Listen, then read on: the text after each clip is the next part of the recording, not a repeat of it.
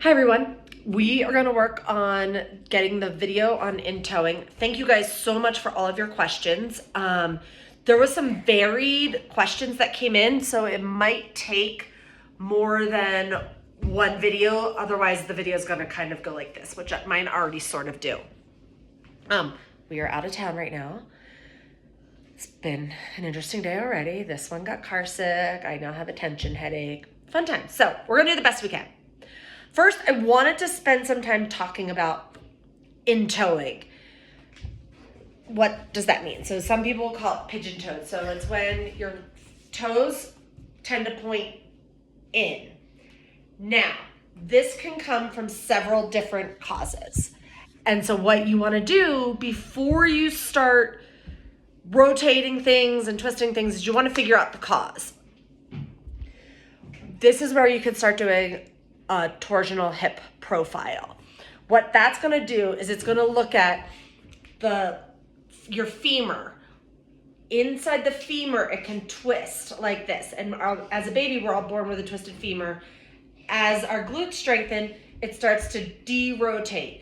So what we want to make sure is that there's not twisting here that's causing it, because that means that it's kind of turning our femur in, but our hip socket is fully in the socket. So we want to make sure that stays that way. If that's fine, we can look at the tibia. That's the lower leg bone. That can also be twisted, causing you to in-toe. This can all go for out-towing as well. So the first thing you want to do is rule out any bony causes. After that, you want to look at the foot.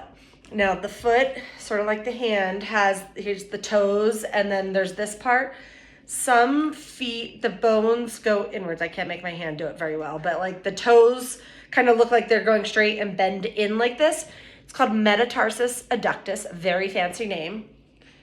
If it's flexible, it means that it can easily be moved back to an inline position, but it tends to go towards this position. And that can also look like in-towing.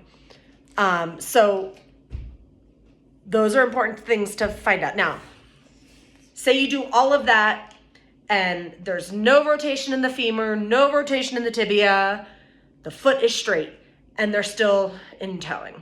This is going to be a functional in-tow. So there's a few reasons that I have seen these occur. One would be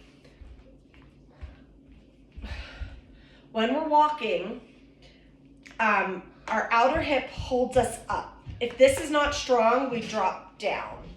And so our hips drop.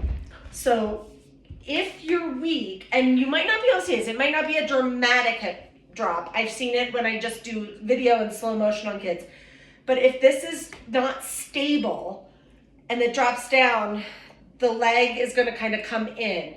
So think about it. And then every time you come, so I'm over exaggerating right now. Another reason would be you're not walking with a swing through. So when we walk, we push off and our leg comes through and we hit on the heel. For kids that don't feel stable, because to do that, you need to be able to stand on one foot and swing through.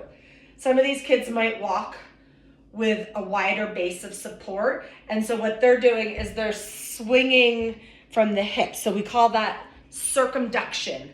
So they're not doing the swing through, they're doing the whole leg is coming around.